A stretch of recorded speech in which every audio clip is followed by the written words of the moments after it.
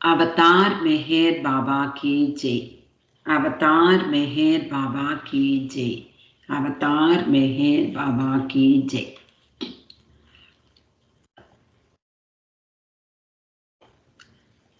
మెహర్ బాబా యొక్క కృపా కటాక్షంతో మనము మరొక కొత్త పుస్తకాన్ని చదువుకోవడం ప్రారంభించాం.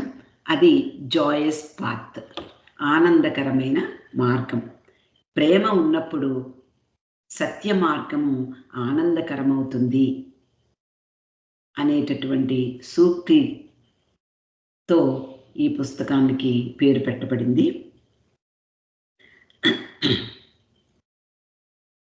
నిన్నటి రోజున మనం ఉపాసనీ మహారాజ్ దగ్గరికి షిరీన్ మాయి వెళ్ళినటువంటి విషయాన్ని చదువుకుంటూ ఆపాం. ఇక ఈ రోజు విషయంలోకి వస్తే, ఉపాసనీ మహారాజ్ దగ్గరికి వెళ్ళినటువంటి షిరీన్ మాయి, ఆమె ఆ గురువు ఆట పట్టిస్తున్నారు అనే విషయాన్ని తెలుసుకుని చాలా గంభీరంగా బాధపడుతూ లోపల కృంగిపోతూ తన కొడుకుని ఇవ్వడానికి ఆయనకి ఏమిటి కష్టం అంటూ ఆవిడ చాలా గంభీరంగా బయటికి వచ్చేసి కోపంగా కూర్చుని ఉంటుంది. ఒక ప్రక్క గురువు ఆయన మీద ఎటువంటి దుర్భాషలో ఆడలేదు. ఎందుకు అంటే ఆయన తన మనసులో విషయాన్ని ఎప్పుడో పసిగట్టేశాడు. పూలదండ వేస్తే చెప్పుల దండ వేశావు అని అడిగాడు. అంటే తన మనసులో ఆయనను నిందించడం ఆయనకి తెలుసు అనే విషయం షిరీన్ గ్రహించింది. కాబట్టి ఆయన్ని ఏమీ అనలేదు. ఆయన కూడా మహానుభావుడు.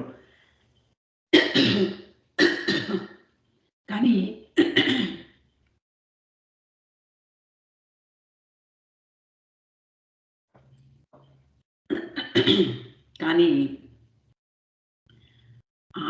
ఆవిడ మాత్రం తన కొడుకు తనకు దూరం అవుతున్నాడనేటటువంటి విషయం ఆవిడ్ని కృంగదీసింది. ఇలా ఆవిడ బయటికి వెళ్ళగానే ఉపాసనీ మహారాజ్ తన శిష్యురాల్లో ఒకళ్ళైన దుర్గాబాయిని పిలిచి, చూడు ఆమె చాలా కోపంగా విసురుగా వెళ్ళిపోయింది, అక్కడ కూర్చుని ఉంది. ఉదయం నుండి ఆమె ఏమీ తీసుకోలేదు, చాలా బాధపడుతోంది. ఆమెను ఎలాగైనా శాంతింపచేసి ఏదైనా కొంచెం తినిపించి నా వద్దకు తీసుకురా అని ఆదేశించారు. దుర్గాబాయి షిరీన్ దగ్గరికి వెళ్ళి ఓదార్చింది. ఏం పర్వాలేదు, గురువు పట్ల మనం భక్తిభావమే మనల్ని రక్షిస్తుంది అని ఆవిడ్ని సముదాయించి లోపలికి తీసుకువెళ్ళి ఏదో కొంత తినిపించి తిరిగి మహారాజ్ దగ్గరికి తీసుకువచ్చింది. మహారాజ్ దగ్గరికి వచ్చినటువంటి షిరీన్ మహారాజ్ వైపు చూసింది. ఆయన కూడా ఆవిడ వైపు చూశారు. ఒకరినొకరు చూసుకున్నారు. సరే, నేను మెర్వాన్ని 3 నెలల్లో ఇంటికి పంపిస్తాను, సరేనా?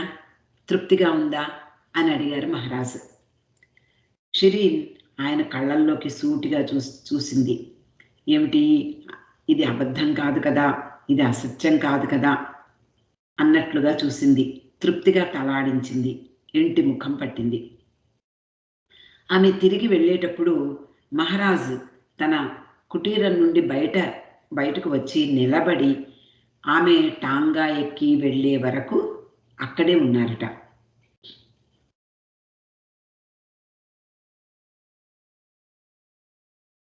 ఇంతకుముందు అంటే ఏ శీర్షికలో ఉన్నామంటే, మనము తన కొడుకును విడిచిపెట్టింది చిట్ట చివరకు షిరీన్ మాయ్ అనేటటువంటి శీర్షికను చదువుకుంటూ ఉన్నాం.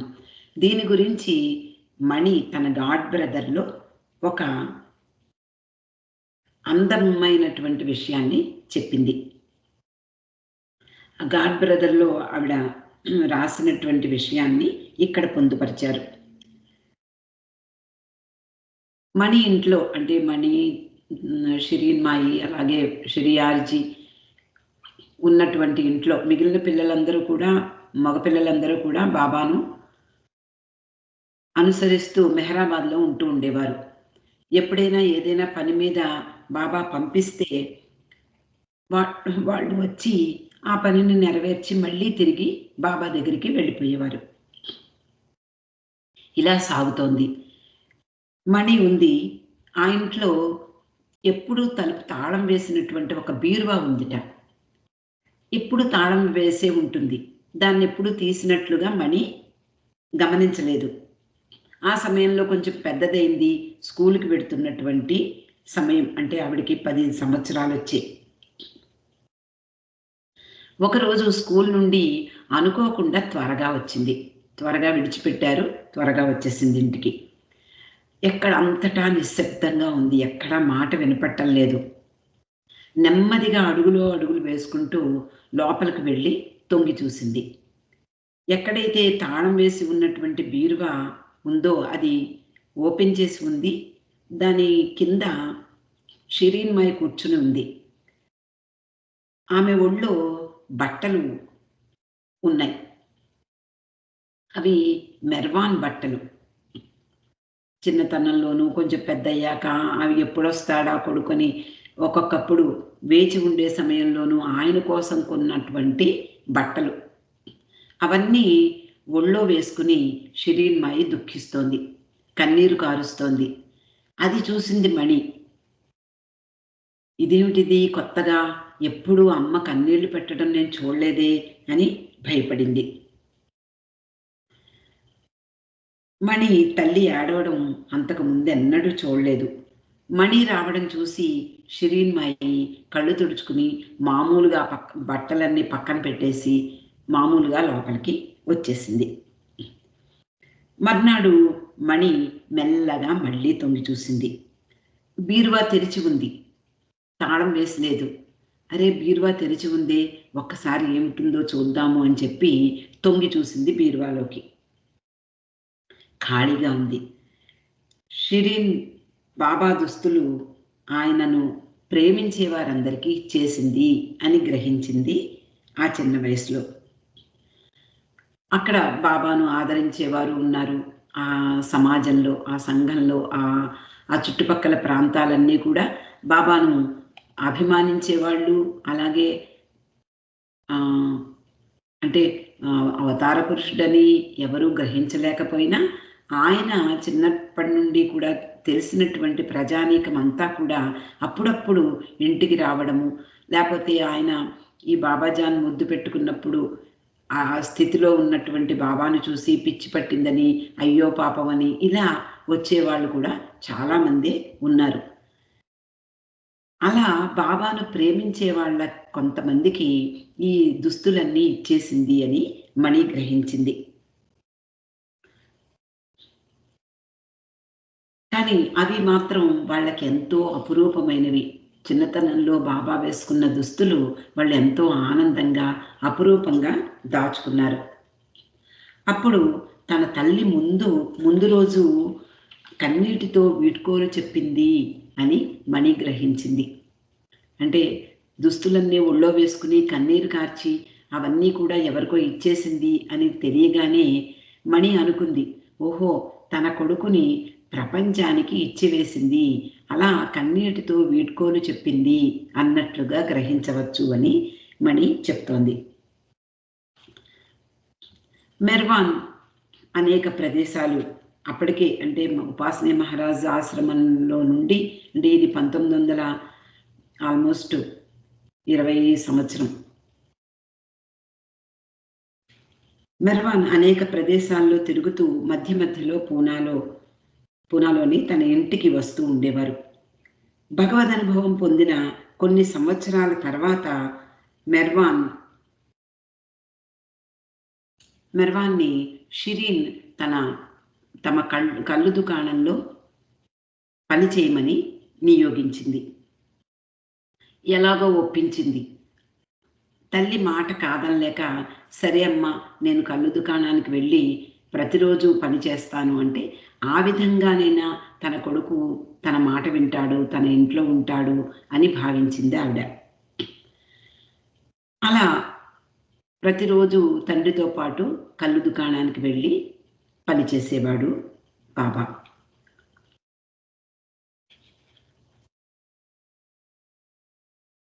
అంతకుముందే షెరియార్జీ ప్రతిరోజు వెళ్ళేవాడని చెప్పుకున్నాం కదా. షెరియార్జీ అక్కడే పనిచేస్తూ ఉండేవాడు. పని ఎక్కువైతే రాత్రి వేళ కూడా అక్కడే పడుకుని ఉండేవాడు. అక్కడ పడుకునడానికి వెళ్ళేటప్పుడు షిరీన్ మాయి ఒక రగ్గో, ఒక దుప్పటియో ఏదో ఇచ్చి పంపించేది భర్త అయినటువంటి షెరియార్జీకి. కానీ అతడు ఉదయం తిరిగి వచ్చేటప్పుడు మాత్రం ఆ రగ్గునో లేకపోతే ఆ దుప్పటినో తెచ్చేవాడు కాదు. ఏం చేశావు, ఎక్కడుంది ఆ రగ్గు, ఎక్కడ పెట్టావు అని అడగగానే అప్పుడు ఆయన ఎంతో జాలిగా, చూడు అక్కడ ఎవరో పాపం బీదవాడు కూర్చున్నాడు, ఇలా చెప్తూ ఉండేవాడు. ఆయన రాగానే షిరీన్ మాయి ఆయన వైపు తీక్షణంగా చూసేది. కనుబొమ్మలు పైకెత్తగానే షెరియార్జీయే, ఓ షెరీన్, పాపం అతడు చలిలో వణుకుతున్నాడు తెలుసా అనేవాడు. మరోసారి షిరీన్, పాపం అతడు వృద్ధుడు, ఎంత వృద్ధుడు అంటే వణికిపోతున్నాడు చలికి, అందుకని ఇచ్చేశాను అనేవాడు. ప్రతిసారి ఇదే వరస. ప్రతిరోజు ఆయన పట్టుకెళ్ళినవి లేదా ఆయన దుస్తులు, ఆయన వేసుకున్నటువంటి పై కోటు, ఇవన్నీ కూడా దానం చేసి వచ్చేవాడు. ఇంకా అప్పుడప్పుడు తట్టుకోలేకపోయేది. ఎందుకు అంటే పెద్ద సంసారం, వచ్చి రాని అంటే వచ్చిన సంపాదనతో ఎంతో జాగ్రత్తగా గడపాల్సి వచ్చేది. కాబట్టి ఎంతో విచారంగా, బాధగా ఒక్కొక్కప్పుడు షెరియార్జీని గట్టిగా అరుస్తూ ఉండేది. ఇలా తరచు జరిగేసరికి ఒకసారి షిరీన్ మండిపడిపోయింది. ఇక భరించలేకపోయింది. భర్తని గట్టిగా గదమాయించింది. నీకిచ్చినటువంటి దుప్పట్లన్నీ ఇంటికి తేలేదు, అవే ఉంటే కనుక వాటితో ఒక షాప్ పెట్టేదాన్ని, అలా ఆ షాప్ పెట్టి దాని మీద వచ్చే ఆదాయంతో నా కుటుంబాన్ని నేను పోషించుకునేదాన్ని అని గట్టిగా చెప్పింది. ఏమైతేనే అతని కొడుకు మెర్వాన్ కూడా ఇప్పుడు కళ్ళు అంగడికి వెళ్ళడం ప్రారంభించాడు. ఆయన మాత్రం తక్కువ తిన్నాడా? ఆయన కూడా తండ్రికి తగ్గ తనయుడే. తర్వాతి కాలంలో మణి ఒక టాక్సీ డ్రైవర్ని కలిసిందట. అంటే చిన్నతనంలో బాబాని తెలిసినటువంటి వ్యక్తి. అంటే ఎప్పుడైతే మెర్వాన్ కళ్ళు దుకాణంలో పనిచేస్తూ ఉండేవారో ఆ సమయంలో అక్కడికి వచ్చినటువంటి, అంటే ఆ వీధుల్లో ఆడుకునేటటువంటి పిల్లల్లో ఈ టాక్సీ డ్రైవర్ కూడా ఒకడు. మణి కలిసేటప్పటికీ అతడు వృద్ధుడైపోయాడు. కానీ అప్పటి నుండి, అంటే కళ్ళు దుకాణంలో బాబా పనిచేసిన నాటి నుండి కూడా బాబాని గుర్తుపెట్టుకున్నటువంటి వ్యక్తి ఆ టాక్సీ డ్రైవర్. అంటే చిన్నతనంలో బాబాని చూసి అతడు తర్వాత టాక్సీ డ్రైవర్గా పనిచేసేవాడు. అతన్ని కలిసింది మణి. అతన్ని విచారించింది, అంటే ఒకసారి పిలిచి అతని యొక్క అనుభవాలు తెలుసుకుంది. మణి అతన్ని ఒకరోజు పిలిచి ఇలా అడుగుతుంది, మెహర్ బాబాను చూశావు అని నేను విన్నాను అంది. ఆ డ్రైవరు, అవునమ్మా, నేను మెర్వాన్జీని చూశాను, అంటే మెర్వాన్జీగా ఉన్నప్పుడు చూశాను అన్నాడు. మణి, అలాగా, ఎక్కడ చూశావు అని అడిగిందిట. అడిగితే కళ్ళు దుకాణంలో పని చేసేటప్పుడు చూసేవాడిని, నేనప్పుడు చిన్నవాడిని, మా పిల్లలందరూ కూడా మేమంతా కలిసి అక్కడ ఆడుకునేవాళ్ళం. మెర్వాన్జీ కళ్ళు దుకాణంలో ఉన్నప్పుడు నేను బయట నిలబడి ఆయన వైపే చూస్తూ ఉండేవాణ్ణి అని చెప్పాడు. మణి అంటుంది, అయితే మెర్వాన్జీ ఎక్కడ కూర్చునేవారు అని అడిగిందట. ఈ డబ్బులున్న గళ్ళాపెట్టి వెనక కూర్చునేవాడు అని చెప్పాడు. ఓ అలాగా, అక్కడ కూర్చునేవారా అని అడిగింది మణి. అవును అంటూ అప్పటికి, అంటే మణి కలిసే సమయానికి అతడు వృద్ధుడయ్యాడు. అవును అంటూ ఆ వృద్ధుడు చెప్తున్నాడు. మధ్యాహ్నం ముస్లిం పక్కీర్లు వచ్చేవారు. ఆ రోజుల్లో ఎంతోమంది తిండి లేక బిచ్చమెత్తుకునే వాళ్ళు ఉండేవారు. అలాగే కొంతమంది ఈ ఫకీర్ల జీవితాన్ని గడుపుతూ ఎవరైనా ఏదైనా ఇస్తే దానితోనే కడుపు నింపుకునేవారు. అలాంటి వారు ఆ రోజుల్లో ఎక్కువ మంది ఉండేవారు. అలా మధ్యాహ్నం ముస్లిం ఫకీర్లు ఆ వైపుగా వచ్చేవారట. వాళ్ళందరినీ చూసి మెరవాంజీ ఏం చేసేవారు, తన గళ్ళాపెట్టెలో నుండి గుప్పెడు వెండి నాణేలను తీసి బయటకు విసిరేసేవారు. ఫకీర్లందరూ వాటిని ఏరుకుని అక్కడి నుండి వెళ్ళిపోతూ ఉండేవారు. ఈ విషయం వింది ఈ ట్యాక్సీ డ్రైవర్ ద్వారా మణి. అప్పుడు అనుకుంటోంది, ఒక ప్రక్క భర్త ఎప్పుడూ కూడా యజ్దాన్ యజ్దాన్ యజ్దాన్ అంటూ దైవ ధ్యానంలో నిమగ్నమై ఉండేవాడు. తనకి ఇచ్చినటువంటి దుప్పట్లు కానీ, పై వస్త్రాలు కానీ, లేదా ఆయన ధరించిన కోటు కానీ ఇంటికి సాధారణంగా వచ్చేది కాదు. అందరికీ పంచిపెట్టి వచ్చేవాడు. అలా తండ్రి ఫకీరు, కొడుకు చూస్తే దేవుడు, పాపం వీళ్లతో ఎలా వేగిందో నా తల్లి అని ఎప్పుడూ మణి చెప్తూ ఉండేది. Next heading, by special appointment. అంటే ఒక ప్రత్యేకమైనటువంటి కలయిక. షిరీన్మాయి అది 1918వ సంవత్సరం.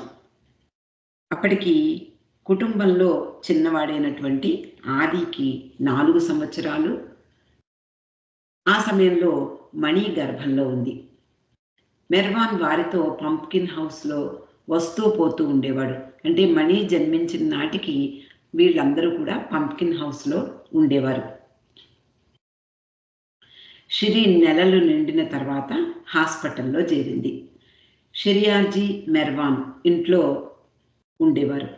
వారిద్దరూ కలిసి కుటుంబానికి సరిపడా భోజనం సిద్ధం చేసేవారు. అంటే బాబా, షెరియార్జీ కలిసి వంట చేసేవారు. మెర్వాన్ తల్లి కోసం క్యారేజీ పట్టుకుని ఆవిడకి ఆహారం తీసుకుని సైకిల్ మీద హాస్పిటల్కి వెళ్ళేవాడు. అలా మణి జన్మించడానికి ముందే ఆమె గర్భంలో, అంటే తల్లి గర్భంలో తన సోదరి గురించి బాబా చాలా జాగ్రత్త, శ్రద్ధ తీసుకునేవారు అని చెప్తోంది మణి. మణి అనేది, నేను నా తల్లి గర్భంలో ఉన్నప్పుడు నాకంటే ముందు బాబా ఉన్నారు అని నేను అంత చంటిబిడ్డగా ఉన్నప్పుడు కూడా గ్రహించానేమో, అలాంటి అనుభూతి పొంది ఉంటానేమో అని ఆశ్చర్యంగా చెప్పేదట. అలా మణిజ జన్మించడం జరిగింది. చాలామంది మగపిల్లల తర్వాత ఆడపిల్ల జన్మించింది అని ఆ కుటుంబం అంతా కూడా చాలా సంతోషించింది. అంతకుముందు షెరియార్జీ దంపతులకు ఫ్రీని అనే ఆడపిల్ల పుట్టింది. కానీ 7 సంవత్సరాల వయసులోనే ఆమె అనారోగ్య కారణంగా మరణించింది. అందువలన మణిని ఆ కుటుంబం ఎంతో ఆనందంగా, ప్రేమగా ఆదరించింది. తమ కుటుంబంలోకి ఆహ్వానించింది మణిని. మణి ఎప్పుడూ కూడా బాబా ప్రేమికులతో మండలి హాల్లో చెప్తూ ఉండేది, నేను బాబాను స్పెషల్ అపాయింట్మెంట్ ద్వారా కలిశాను అని. ప్రత్యేకంగా అవతార పురుషుడైనటువంటి మెహర్ బాబాను నాకు ఒక ప్రత్యేక అపాయింట్మెంట్ ఇచ్చారు బాబా అన్నట్లుగా చెప్పేది. ఎలా తెలిసేది ఈ విషయాలన్నీ కూడా? చిన్నతనం నుండి బాబా పట్ల ప్రేమ, సేవాభావం, ఆయన దగ్గర ఉండిపోవాలనే ఆకాంక్ష, ఇవన్నీ కూడా ఆమెను నిలవనిచ్చేవి కావు. కాబట్టి తల్లిని ఎప్పుడూ గతంలో జరిగిన విషయాలను పదే పదే పదే పదే చెప్పించుకునేది. మనం కూడా చూడండి, చిన్నతనంలో జరిగిన విషయాలు వినడము లేకపోతే తలుచుకోవడము చాలా ఆనందంగా ఉంటుంది. అలా ఎప్పుడు తల్లిని, తండ్రిని ఆ విషయాలు చెప్పు, అప్పుడు ఏం జరిగిందో మళ్ళీ మళ్ళీ చెప్పు, ఇవన్నీ చెప్పించుకుంటూ వింటూ ఉండేది. కాబట్టి తన తల్లి ద్వారా ఆ విషయం ఆమె తెలుసుకుంది. అదేమిటి అంటే, బాబా ఉపాసని మహారాజ్ దగ్గర ఉన్నప్పుడు ఉపాసని మహారాజ్ని బాబా అడిగారట, నాకు సోదరిని ప్రసాదించచ్చు కదా అని. చూడండి ఎంతటి బాబాతో మణికి ఉన్నటువంటి ఆ కనెక్షన్ ఏమిటో మనకు అర్థమవుతుంది. బాబా ఉపాసని మహారాజుని ఈ కోరిక కోరారట. నా తల్లి అంటే షిరీన్ మాయి ఈ విషయాన్ని చెప్తూ, మణి పుట్టినప్పుడు మెర్వాన్ తనకో చెల్లి పుట్టింది అని ఎంతగానో సంతోషించినట్లుగా ఆమె వర్ణించి, నువ్వు పుట్టినప్పుడు ఎంతగానో ఆనందించాడు మెర్వాన్ అంటూ మణికి చెప్తూ ఉండేది ఆనాటి కథలన్నీ. హాస్పిటల్ నుండి షిరీన్ మణి ఇంటికి వచ్చారు. తర్వాత మెర్వాన్ పంప్కిన్ హౌస్లోనే కొంతకాలం ఉన్నాడు. ఆ రోజుల్లో పిల్లలు సాధారణంగా 2 సంవత్సరాల వయసు వచ్చే వరకు ఊయలలో ఊపి నిద్రపుచ్చేవారు. గాడ్ బ్రదర్లో మణి ఇలా రాసుకుంది, ఏమిటి అంటే తాను పడుకున్నటువంటి ఊయలను ఊపేవారు మెర్వాన్. తన తల్లిదండ్రులతో మెర్వాన్ చెప్పేవాడు, ఈమె ఎంత అదృష్టవంతురాలో మీకు తెలియదు అని ఆమెను ముద్దు పెట్టుకుని ఊయలను ఊపుతూ ఉండేవారట. ఈ విషయాన్ని మళ్ళీ మళ్ళీ చెప్పవా అంటూ తల్లిని ఎప్పుడూ వేధించేది మణి. మళ్ళీ చెప్పు, బాబా ఏమన్నారో మళ్ళీ చెప్పు, ఇలా వేధించేది. మళ్ళీ మళ్ళీ చెప్పించుకుని చాలా ఆనందించేది. అప్పుడు షిరీన్ మాయి చాలా విసుగ్గా, అవును మణి, నువ్వు అదృష్టవంతురాలివే, కానీ నాకు మాత్రం కాదు, నువ్వు పుట్టాకే మెరోగ్ దూరం అయిపోయాడు నాకు అని బాధపడేది. తర్వాత శీర్షిక అపోజిషన్. మనకందరికీ తెలుసు, ఆ రోజుల్లో బాబాని ఎంత వ్యతిరేకించేవారో. ముఖ్యంగా బాబాను వ్యతిరేకించడం ఒక ప్రక్క అయితే, బాబా తల్లిదండ్రులైనటువంటి షెరియార్జీ షిరీన్ ఇంటి సమీపంలో ఉండే వాళ్ళందరూ కూడా విపరీతంగా వేధించారు షిరీన్ని. ముఖ్యంగా ఎందుకంటే షెరియార్జీ ఎప్పుడు యజ్దాన్ అంటూ ఈ ప్రపంచంలో ఉండేవాడు కాదు. ఈ ప్రపంచానికి అంటీ ముట్టనట్టుగా ఉండేవాడు. కాబట్టి ఆయనతో ఎగతాళి చేసినా ఒకటే, వెక్కిరించినా ఒకటే. కానీ బాధపడేటటువంటి షిరీన్ని మాత్రం వాళ్ళు టార్గెట్ చేసుకున్నారు. కాబట్టి బాధపడింది, చాలా విపరీతంగా వాళ్ళ వల్ల బాధలను అనుభవించింది షిరీన్మై. ఆ విషయాన్ని ఇక్కడ చెప్తోంది మణి. నిజానికి ఈ అవతారంలో బాబా కుటుంబం అంతా చివరకు ఆయనను భగవంతునిగా అంగీకరించి ప్రేమించిన విషయం అందరి హృదయాలను హత్తుకుంటుంది. ఎందుకు అంటే కుటుంబం యావత్తూ కూడా బాబాను ప్రేమించింది. కుటుంబంలో బంధువులు, అలాగే చుట్టుపక్కల వారు కొంతమంది బాబాను ప్రేమించేవారు. అప్పటికి మణి ఇంకా చిన్నపిల్ల. ఈ సోదరులు, వారి బంధువులు బాబా మార్గదర్శకత్వాన్ని అంగీకరించి గౌరవించేవారు. ఒక ప్రత్యేకమైన వ్యక్తిగా ఆయనను చూసేవారు, ఆరాధించేవారు. నిజానికి ఈ భగవంతుడే దిగివచ్చాడు అని పూర్తిగా గ్రహించకపోయినప్పటికీ కూడా వాళ్ళల్లో తప్పనిసరిగా ఆయన ఆరాధించడానికి యోగ్యత కలిగిన వాడుగా భావించేవారు. చాలామంది అంగీకరించారు కూడా. నిజానికి జొరాస్ట్రే దిగివచ్చాడు అని అంగీకరించడం సామాన్య విషయం కాదు. మణి చెప్తూ ఉండేది బాబా ప్రేమికులకు, సందుల్లో తమ పిల్లలతో ఆడుకునే యువకుడు భగవంతునిగా అయిపోయాడు అంటే ఎవరు నమ్ముతారు? చుట్టుపక్కల ఉండేటటువంటి కుటుంబాల్లో ఉండేటటువంటి తల్లి తండ్రి ఈ తమ పిల్లలతో ఆడుకున్నటువంటి బాలుడు ఒకప్పుడు, అప్పటికి ఆ పిల్లలందరూ కూడా పెరిగి పెద్దవాళ్ళు అవడం, వాళ్ళు కూడా కుటుంబాలతో స్థిరపడడం జరిగిపోయేది. కానీ బాబా మాత్రం ప్రత్యేకమైనటువంటి స్థాయిలో ఉన్నాడు అన్నట్లుగా బాబా ఓ బాబాజాన్ ద్వారా, అలాగే మిగిలిన సద్గురువుల దగ్గరికి వెళ్ళడము, ముఖ్యంగా ఉపాసిని మహారాజ్ దగ్గర అనేక సంవత్సరాలు ఉండడము, తిరిగి అప్పుడప్పుడు తన తల్లిదండ్రి దగ్గరికి వస్తూ పోతూ ఉండడము, వీళ్ళందరూ కూడా గమనించేవారు చుట్టుపక్కల వారు.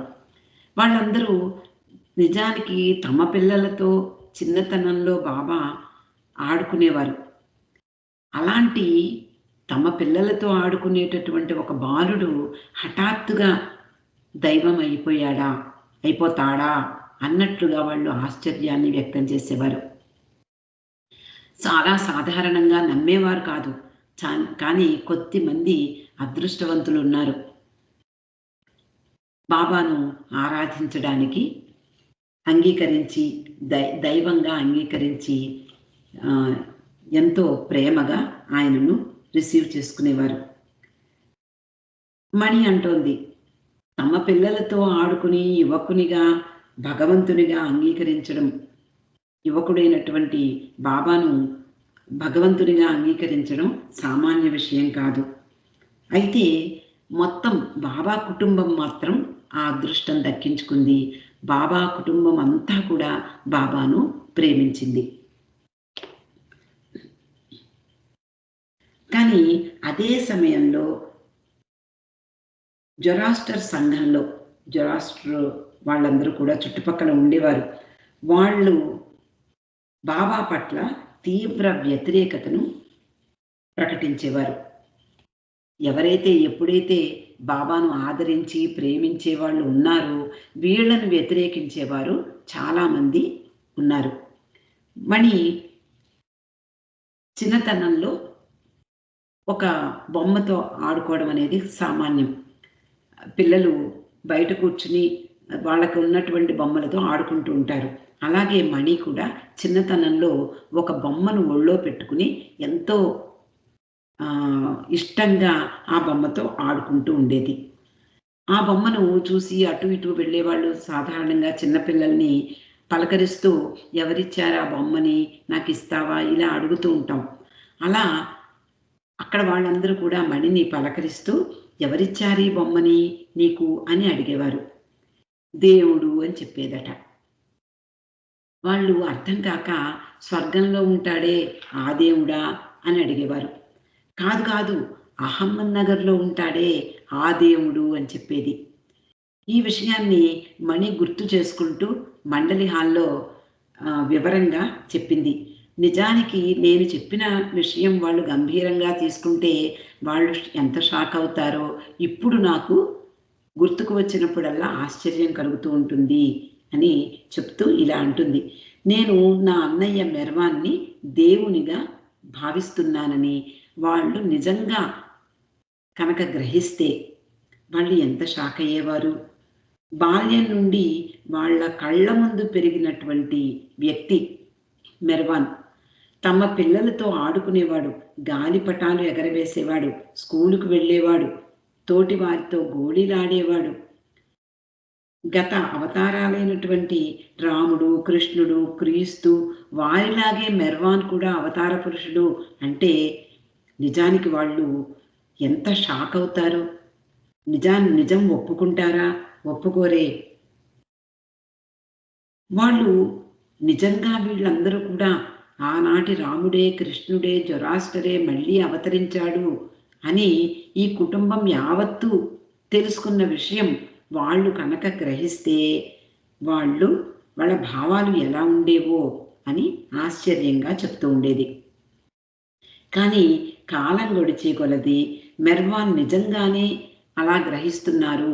ఈ పిల్లవాణ్ణి ఈ కుటుంబం అంతా కూడా భగవంతునిగా కీర్తిస్తున్నారు అని తెలిసి కొందరు నిజంగా ఆశ్చర్యపోయిన వారు కొంతమంది అయితే, మరికొంతమంది ఆ ఆశ్చర్యాన్ని కోపంగా, చిరాకుగా వ్యక్తం చేసేవారు. ఇదంతా ఎవరి మీద పడింది? భారమంతా తల్లి మీద పడింది. అందుకనే మణి అంటోంది, నా తల్లిపై చూపించేవారు ఆ భారమంతా. అసలే తన కొడుకు దూరమై ఎంతో కృంగిపోతున్నటువంటి షిరీన్ని ఇలా వాళ్ళందరూ కూడా తోలనాడడము, లేదా వ్యతిరేకించడము, హేళన చెయ్యడము ఇవన్నీ ఆవిడ పుండు మీద కారం చల్లినట్లుగా బాధపడసాగింది. నిజంగా అంతకుముందు మనం చదువుకున్నాం. షిరీన్ అందమే అందరినీ చుట్టుపక్కల వాళ్ళందరినీ కూడా ఆకర్షించేది. అలాగే తర్వాత మెర్వాన్ జన్మించిన తర్వాత కూడా అందరూ చుట్టుపక్కల వాళ్ళందరూ కూడా ఆ బాలుణ్ణి ఆ అందాన్ని ఆరాధిస్తూ ఆస్వాదించడానికి వీళ్ళ ఇంటికి వస్తూ పోతూ ఉండేవారు. అప్పుడు ఆమెను పొగిడేవారు. షిరీన్, నువ్వు లాయర్ అయితే ఎంత బాగుండేదో, ఎన్ని తెలివితేటలు నీకు అని పొగుడుతూ ఉండేవారు. ఆమె ఇప్పుడు మాత్రం ఆమె మెహర్ బాబా తల్లిగా వాళ్ళ హృదయాల్లో తిష్టవేసి కూర్చుంది. మెహర్ బాబా ఎవరు? ఆయన దేవుడా అని వాళ్ళల్లో వాళ్ళు తర్జన భర్జనలు పడేవారు. కానీ అంతకుముందు షిరీన్ అందం గురించి, ఆమె తెలివితేటల గురించి పొగిడిన వాళ్ళు ఇప్పుడు మెహర్ బాబా తల్లిగా చూడడం ప్రారంభించారు. అందువలన ఆమె మెహర్ బాబా తల్లి అయినందువలన ఆమె సమాజం నుండి నెమ్మదిగా తెగతెంపులు చేసుకోవలసి వచ్చింది. కానీ మణి మాత్రం ఇలాంటి బాధలు నేను అనుభవించలేదు అని చెప్తోంది.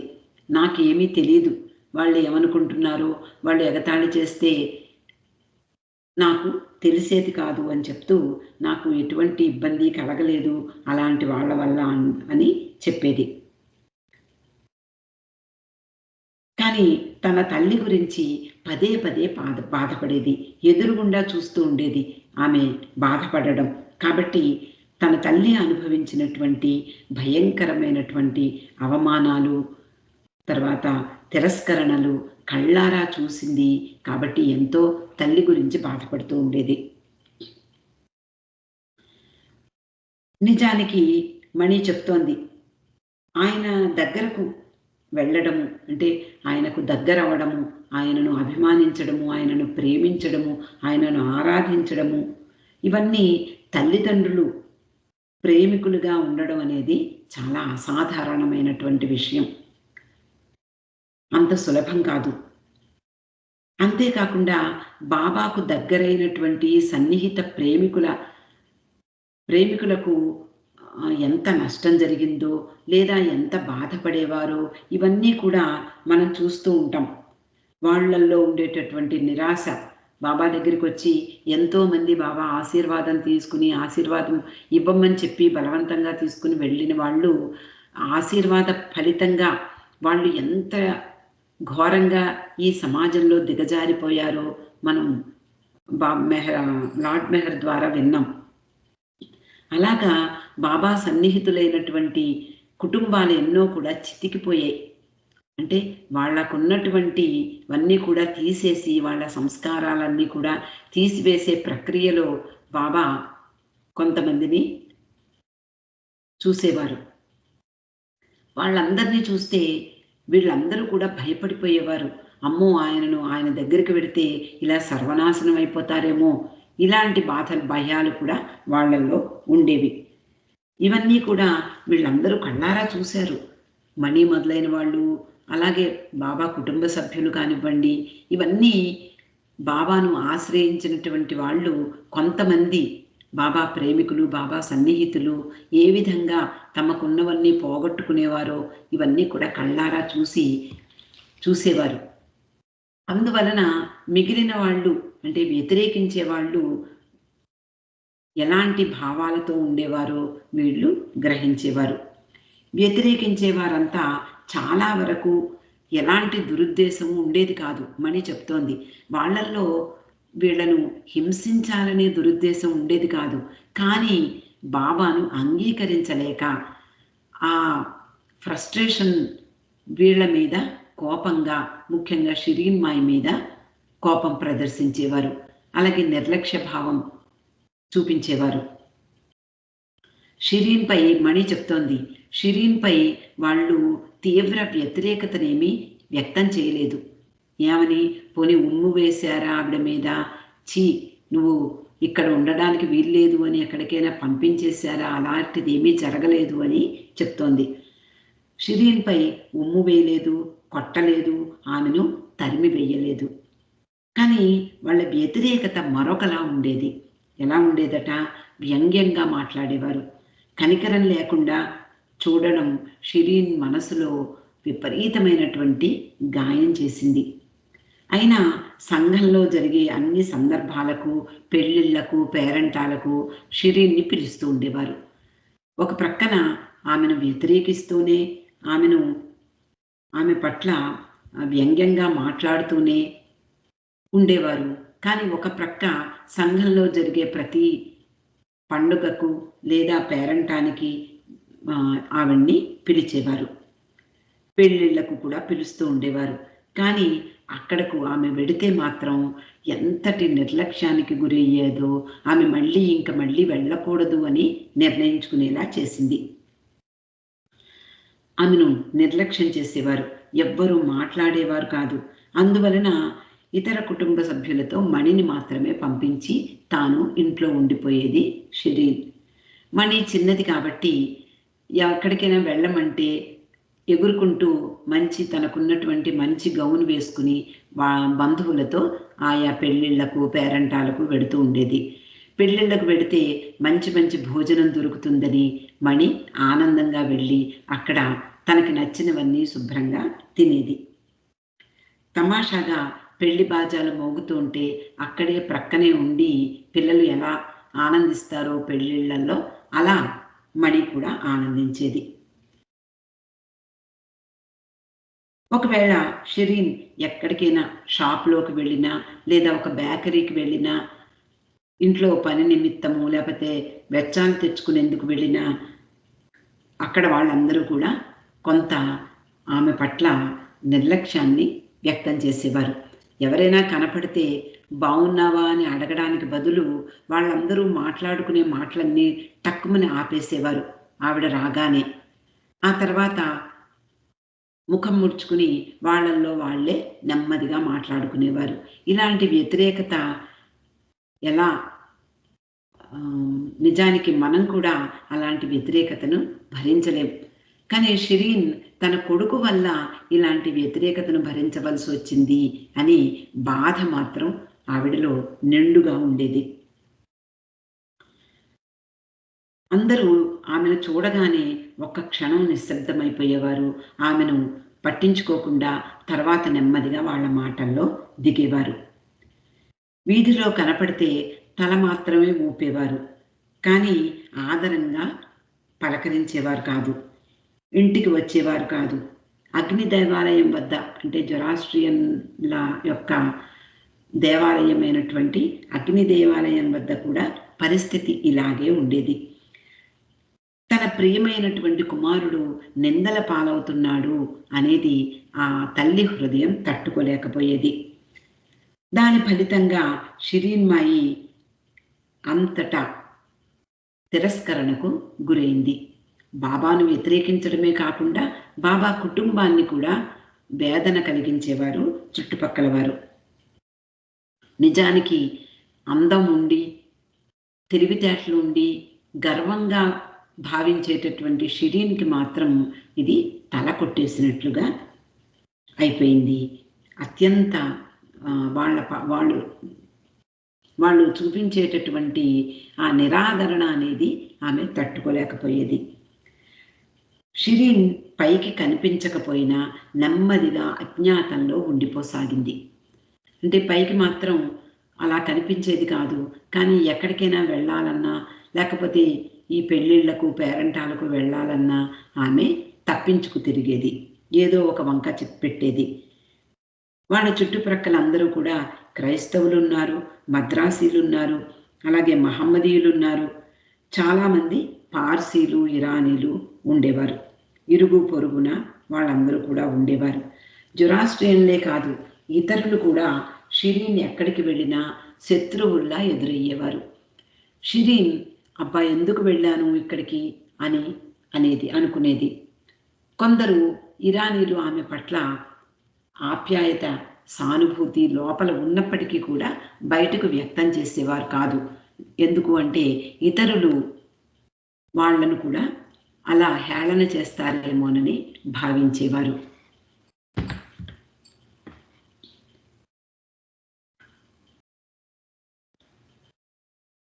ఆ రోజుల్లో ఇప్పటిలా ఎవ్వరూ ఒక చోటు నుండి మరొక చోటికి వెళ్ళేవారు కాదు.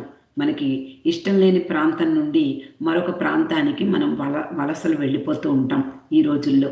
కానీ ఆ రోజుల్లో ఎక్కడ స్థిరపడ్డారో, అందులో ఇల్లు కట్టుకుని స్థిరపడితే ఇది అమ్మేసి వేరే చోట వెళ్ళిపోదాము అనే ఆ భావన ఉండేది కాదు ఆ రోజుల్లో.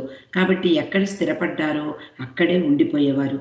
కాబట్టి షిరీన్ అలా ఎక్కడికైనా వెళ్ళే అవకాశం కూడా ఆమెకు లేదు. అప్పుడప్పుడు బాబాకు ఉత్తరం రాస్తూ ఉండేది షిరీన్మై. ఏమని అంటే, మనం ఎన్నాళ్ళు ఇలా బాధపడాలి, నాకు అర్థం కావటం లేదు, నేను ఎక్కడికి వెళ్ళాలి, నా ఇల్లు వదిలేసి ఎక్కడికి వెళ్ళగలను, ఏం చెయ్యాలో నాకు అర్థం కావటం లేదు అని బాబాకు ఉత్తరం రాసింది. ఒక్కొక్కసారి ఈ వేధింపులు మరింత దారుణంగా ఉండేవిట. అప్పుడు మణికి 5-6 సంవత్సరాలు. మిగిలిన అన్నయ్యలందరూ కూడా బాబా దగ్గరకు మెహరాబాద్ వెళ్ళిపోయారు. వ్యతిరేక వర్గం ఒకనాటి అర్ధరాత్రి వీళ్ల ఇంటి మీదకు ఒక తాగుబోతుని పంపించారు. ఆ తాగుబోతు ఇంటికి వచ్చి ఏదో వాగడం మొదలుపెట్టాడు. అదేమిటి అంటే, అహ్మద్ నగర్లో బాబా అరెస్ట్ అయ్యారు అనే వార్త వాళ్ళకి వినిపించారు. అరెస్ట్ అయితే ఏముంది, ఇంకా జైల్లో పెట్టేస్తారు బాబాని అంటూ వాళ్ళు బాబాని గురించినటువంటి వార్త ఈ వీళ్ళకి చేరవేశారు. ఆ సమయంలో షెరియార్జీ అనారోగ్యంతో మంచం పట్టాడు. దీని గురించి మణి ఇలా చెప్పేది, నాకు వివరాలు పూర్తిగా అర్థం కాలేదు, కానీ ఈరోజు అనుకుంటూ ఉంటాను, ఆ సమయంలో ఇంట్లో ఎంత అలజడి రేగిందో, ఎంతటి బాధకు గురయ్యారో తల్లి తండ్రి అర్థం చేసుకోగలను. నా తండ్రి ప్రశాంతంగా ఉండడానికి ప్రయత్నిస్తూనే నా తల్లికి ధైర్యం చెప్పసాగాడు. షిరీన్, ఆవేశపడద్దు, అతనికి ఏమీ జరగదు, నీ కొడుకు తల మీద వెంట్రుక కూడా ఎవ్వరూ పీకలేరు అని చెప్పి షిరీన్ని ఓదార్చేవాడు. అయినా షిరీన్ మాత్రం తట్టుకోలేకపోయింది. ఈ వార్త నిజమో అబద్ధమో ఆమెకు తెలియని పరిస్థితి. వాళ్ళు ఎందుకు చెప్పారో కూడా అర్థం కాలేదు. ఒకవేళ నిజమే అయితే ఎంతటి బాధకు గురవ్వాలి, ఏం చెయ్యాలి ఈ పరిస్థితుల్లో ఆమెకు అర్థం కాక విపరీతమైనటువంటి బాధకు లోనైంది. కన్నీటితో మునిగిపోయింది. ఏడ్చి ఏడ్చి కళ్ళు ఎర్రబడిపోయాయి. ఇంకా ఉండబట్టలేక హడావిడిగా లేచి ఒక చీరను చుట్టపెట్టుకోసాగింది. అంటే ఆ బాధలో ఏదో ఒక చీర గబగబా తీసుకుని కట్టుకోవడం ఎలా ఉంటుందో మణి వర్ణిస్తోంది. హడావిడిగా వణుకుతూ ఒక చీరను చుట్టపెట్టుకుని స్వయంగా అహ్మద్ నగర్ వెళ్ళి చూడ్డానికి బయలుదేరింది అమ్మ. ఆనాటి సంఘటన బాగా గుర్తున్నటువంటి మణి చెప్తోంది. షిరీన్మై చేతులు వణకడంతో చీర చేతుల్లో నుండి జారిపోతోంది. అన్ని విషయాల్లోనూ ఖచ్చితంగా ఉండే ఆమె చాలా కష్టపడి చీర కట్టుకుంటున్నట్లుగా కనిపించింది మణికి. అలా షిరీన్ ఇంటి నుండి వెళ్ళిపోయాక షిరియార్జీ రాత్రంతా మంచం మీదే కూర్చుని ఉన్నాడు. భగవంతుని ధ్యానిస్తూ ఏం జరుగుతుందో ఏమిటో అని ఆందోళన కూడా ఆయన ముఖంలో కనిపించింది. ఆయనతో పాటే కూర్చోవాలి అని మణి కూడా భావించింది. కానీ ఆమె నిద్రలోకి జారిపోయింది, చిన్నపిల్ల కాబట్టి. షెరియార్జీ మాత్రం ఎంతో ఆందోళనతో ఉన్నా కూడా పెదవులపై యజ్దాన్ అనే నామం కదలాడుతోంది. మర్నాడు తల్లి దగ్గర నుండి అంతా బాగానే ఉంది అని టెలిగ్రామ్ వచ్చే వరకు వీళ్ళిద్దరూ అంటే షెరియార్జీ మణి ఇద్దరూ ఆందోళనలోనే ఉన్నారు. అంతటి క్రూరమైన పనులు చేసేవారు ఆ రోజుల్లో. నా తల్లి అంతలా బాధపడేది అని చెప్పి మణి ఆ విషయాలన్నీ కూడా చెప్తోంది. ఇక్కడికి ఈరోజు ఆపుకుందామండి. అవతార్ మెహర్ బాబా కీ జై.